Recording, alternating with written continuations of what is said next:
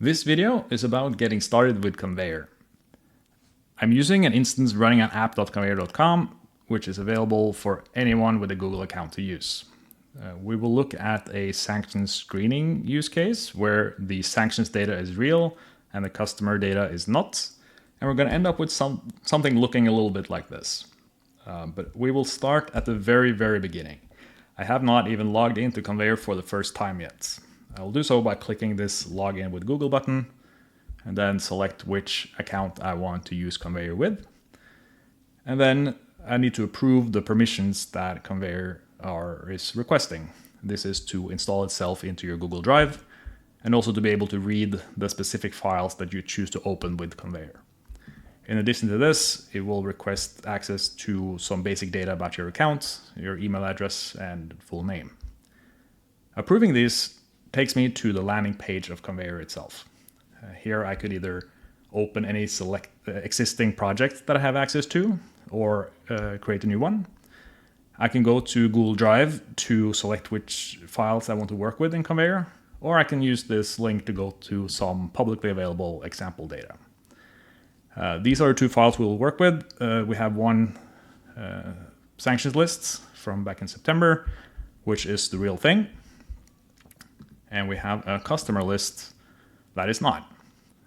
I will open these two files in Convier by selecting them, right-click, open with Convier. This will take me to a page that asks me where I want to put these files. Here I could select any existing projects if I had one, but since I don't, I will create a new one.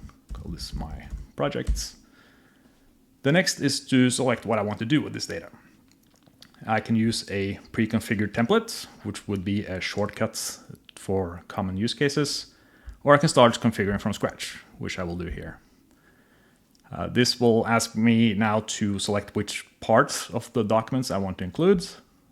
I may want to give the data some icon and title to make them more recognizable. For example, SDN is not very descriptive, so I'll call this sanctioned entity instead. I'll make them both searchable and click Add. Now I've already done quite a lot here. I've connected two files and I have made these two types of objects searchable. So I want to save these changes before I continue to have a baseline I can roll back to along the way. Click Save. Now let's look at one of these fictional customers. If I know what I'm looking for, I could search directly or just press the right arrow key on the keyboard to get the autofill the example value. Looking at this one, there's not a lot here. I want to change that. I'll do that by going into this edit modes, where I can add more properties coming from the spreadsheet itself. There are quite a few fields here relating to the address of the customer. I don't want to show this with the other information, so I'll create a new group. And I will drag and drop these fields into this other group. Street number, zip code, and then move this to the right. Clicking done lets me see what this looks like right now. It looks better, but there's still not a whole lot of information here. What I want to do is I want to screen my customers against the sanctions list. I will do this by going back into the edit mode, clicking this links tab, and decide to add a new link from this object. And then I will select sanctioned entity as the other side of this link.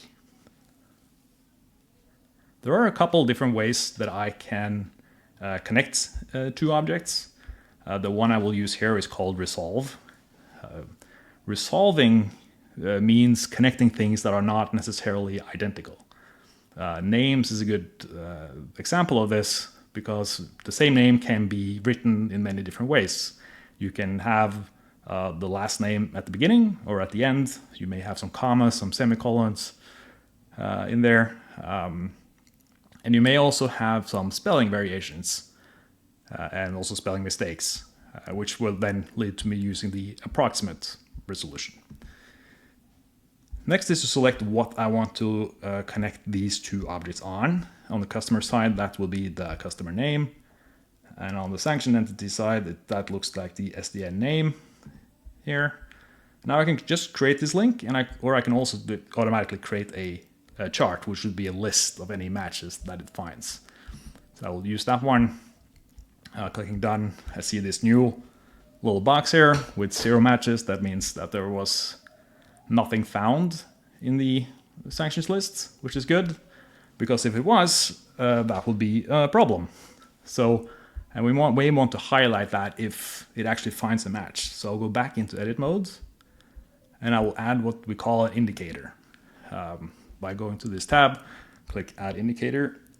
Indicators are rules that we apply on data to say something about if something brings the risk up or if it takes it down.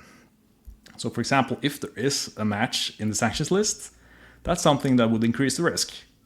That will create that indicator. Clicking done here, I see I have a new box. There's the list of sanctioned entities is empty, which is good. But I also have a new button at the top here, which lets me now go through all customers and see if there are any of them that matches these risk indicators. Doing that shows one customer with a name that seems familiar. If this would have been a real customer list, that would have been an issue. And this takes me to a page where I see now that this has highlighted that there are matches, and it also shows me the actual matches. Now, one of these seems to be a false positive, at least. And there's also missing some information here. So I want to add a little bit more context. And I'll do that by first going to this sanctioned entity, and I will choose to edit it. And similar to what we did with customer, I will add some more fields. There are quite a few of these that relates to vessel that I will ignore here. And I may want to, like, SDN name doesn't say me much, so I will call this name of sanctioned entity. In the middle of this text here on remarks, I see this date of birth, which is interesting because in the customer list I have a year of birth, and this is information that I can use to determine if something is an actual match or not. To use this, we have to get a little bit creative, and I'll do this by adding this remarks again as, I'll call it year this time, because we're not sure if it's birth year, it's just an indication. And now we'll use a search and replace, which is a regular expression. Now this may look a little strange, but it is possible to look this up on Google. Let's see if I can get this correct on the first try. Then I will look for 4-digit numbers. And then I will replace this with just that number. See if that worked. It did. So now I have this number that I can use in my when I'm presenting the information here. If I go back to my customer, I can remove these other ones. It gets a little bit more space. I can now change this chart to also include this new information. I'll go back into edit mode, and we'll click charts and say I want to edit it. Now add year.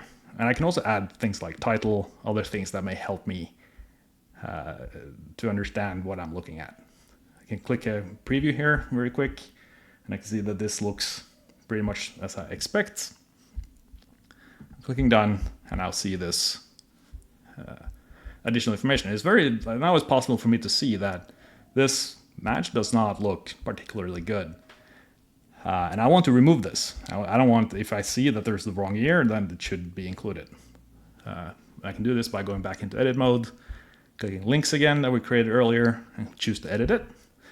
And what I can do is that I can add a criteria. Let's say that there has to be an exact match on the birth year on the customer side with a year on the sanctioned entity side. And I click add criteria. That leaves me with one match. And clicking done, I see the now I'm left with one match, which seems to be the right amount. Now, this was a lot of configuration in very short time. I can go back to the unsave changes, choose to save these. And now I'm basically done. So in these few minutes, I have connected two data sources, the customer list and sanctions data. I have made them searchable, and I have also screened my entire customer database against the sanctions data, presenting the results in a way that is quite comprehensive.